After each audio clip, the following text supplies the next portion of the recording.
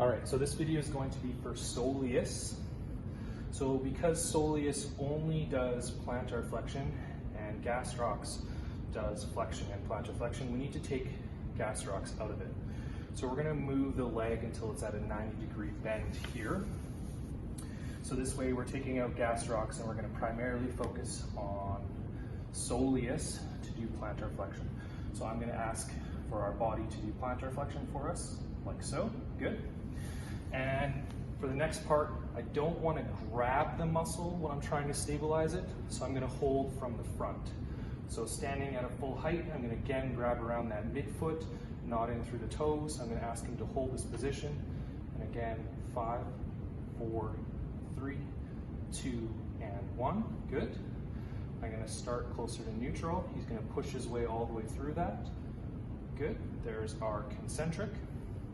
And now I'm going to ask him to relax.